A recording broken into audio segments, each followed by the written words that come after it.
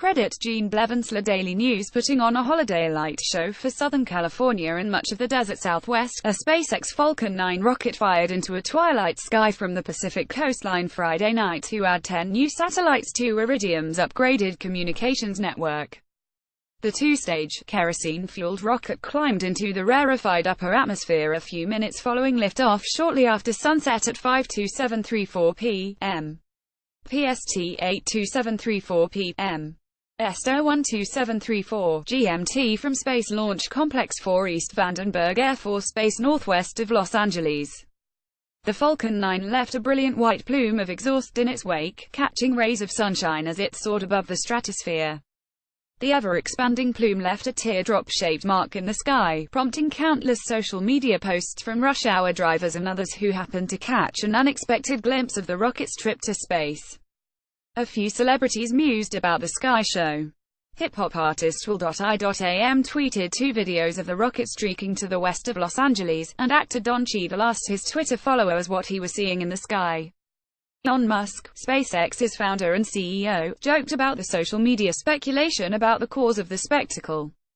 He tweeted a video of the launch as viewed from Southern California, and added, "Nuclear alien UFO from North Korea, nuclear alien UFO from North Korea pic.twitter.com Geik 5, Elon Musk at Elon Musk December 23, 2017 Buted skywatchers knew what they were seeing. A rocket launched just before sunrise or after sunset can produce a spectacular twilight effect as it passes into sunlight, while observers on the ground are in darkness." The Falcon 9 turned south from Vandenberg on 1.7 million pounds of thrust from its 9 Merlin 1D engines, and surpassed the speed of sound about 1 minute after liftoff. The first stage's 9 engines switched off, and the booster separated from the Falcon 9's second stage about 2.5 minutes into the mission. The upper stage's single Merlin engine ignited right on time to drive the rocket's 10 Iridium satellite passengers into orbit, and the first stage began a controlled propulsive descent back to Earth. SpaceX did not plan to recover the Falcon 9's first-stage booster intact after Friday night's launch. The company did not dispatch its landing platform into the Pacific Ocean, and the stage flew without the 4 landing legs required for 2 count. But the rocket still accomplished its customary descent maneuvers, and it carried 4 aerodynamic grid fins employed to help steer and stabilize the booster on descent. SpaceX officials did not cite a reason for their decision to forego a landing Friday. It is rare that the company does not try to land one of its rockets for refurbishment and reuse. The Falcon 9's first stage was disposed on 3 missions earlier this year, but those carried heavy satellites bound for geostationary orbit, a perch more than 22,000 miles, nearly 36,000 kilometers above the planet. Launch profiles to such lofty orbits need more speed and more fuel. But the 3 earlier launches for Iridium included first-stage landings on SpaceX's mobile platform in the Pacific Ocean. These are case-by-case decisions and are based on mission requirements and the needs of our manifest, a SpaceX spokesperson said. The first stage that launched on Friday night's mission was a reused booster that first flew June 25 on a previous mission for Iridium, making the Virginia-based telecom company the first customer to use the same Falcon 9 booster twice. It was the first time Iridium has agreed to launch its satellites on a reused Falcon 9 booster, joining SES, Bulgariasat and NASA as customers who have placed payloads on SpaceX's reflown rockets. The 10 Iridium Next satellites were encapsulated inside the Falcon 9's payload fairing earlier this month. Credit Iridium. Matt Desch, Iridium's CEO, said in October that Iridium chose to go with previously flown boosters on its next 2 launches, the Flight Friday and one in early 2018, to keep pace with plans to complete the deployment of 75 new generation satellites by the middle of next year. Iridium has purchased 8 Falcon 9 rocket flights from SpaceX, and 4 more will remain after Friday's mission. SpaceX was expected to try and retrieve part of the Falcon 9's payload shroud downrange from Vandenberg after Friday's launch. A fast boat linked to experimental fairing recovery attempts, named Mr. Steven, was relocated from Florida to California in recent weeks, and it sailed south from the port of Los Angeles on a heading toward the Falcon 9's projected flight path. Engineers aim to eventually recover fairings, which come off the rocket in 2 halves, for inspections and reflights. SpaceX founder Elon Musk said earlier this year the fairing costs around $5 million to produce for each launch, and reusing the parts would help the company achieve its objective of reducing the cost of spaceflight. The fairing detached around 3 minutes into Friday's mission, and the second stage engine completed its first burn at about T+9 minutes. After coasting over Antarctica, the second stage reignited its Merlin engine for a few seconds at T+52 minutes to place the 10 Iridium satellites in orbit targeted for 388 miles 625 kilometers high. The satellites released from a specially designed dispenser on the upper stage 1B1 until the separation sequence wrapped up at 6:39 p.m. PST 9:39 p.m. S0239 GMT. "We're 10 for 10, said John Innsbrucker, a Falcon 9 lead engineer at SpaceX. All 10 Iridium satellites have deployed right on time into the desired orbit.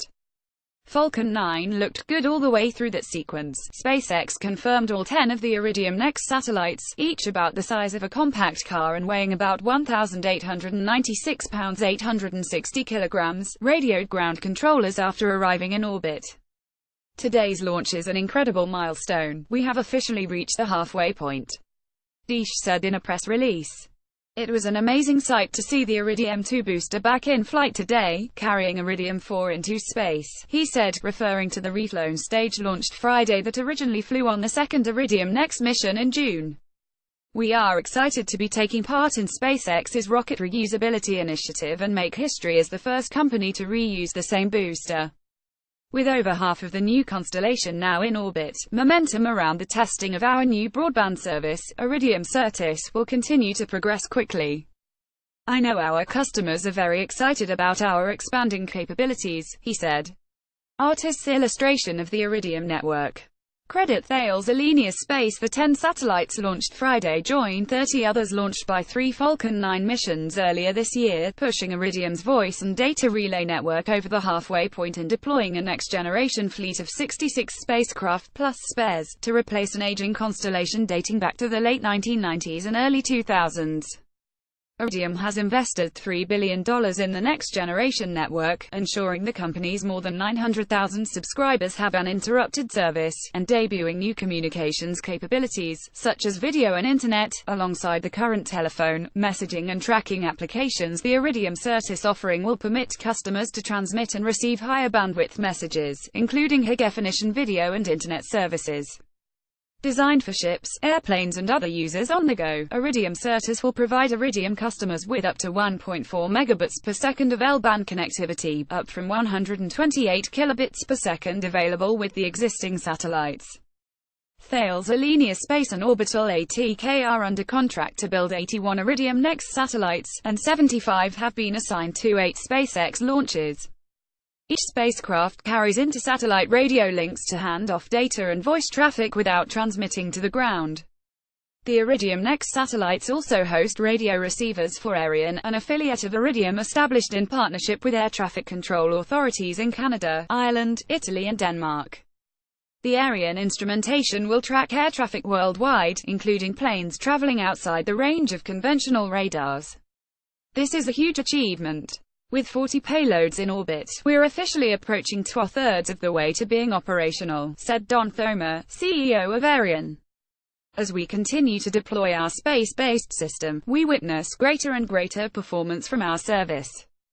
We couldn't be more thrilled to go into 2018 celebrating this milestone." All 10 satellites delivered to orbit Friday night carry ship tracking antennas for Harris Corp. and ExactEarth, a Canadian company.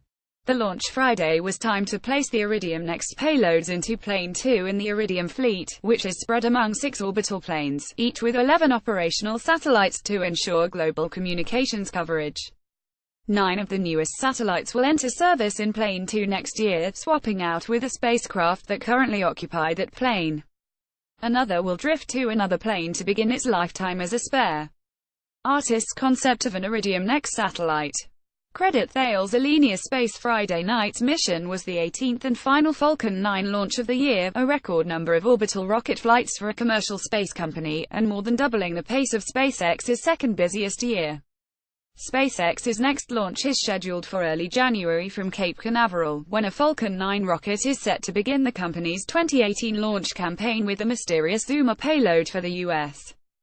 government. Zoomer's launch was postponed from mid-November for SpaceX to investigate engineering concerns with the Falcon 9's payload fairing. Friday night's Falcon 9 launch took off 72 seconds after a Japanese H-2A rocket launched with 2 research satellites from southern Japan. The back-to-back liftoffs marked the shortest time between 2 orbital launch attempts since the dawn of the space age, according to Jonathan McDowell, an astronomer at the Harvard-Smithsonian Center for Astrophysics who tracks global space activity. The previous record for the shortest duration between 2 orbital launch attempts was set in December 1970, when the Soviet Cosmos 3M booster and a French Diamant B rocket lifted off from Russia and French Guiana 4 minutes, 44 seconds, apart, McDowell said. Email the author. Follow Stephen Clark on Twitter at StephenClark1.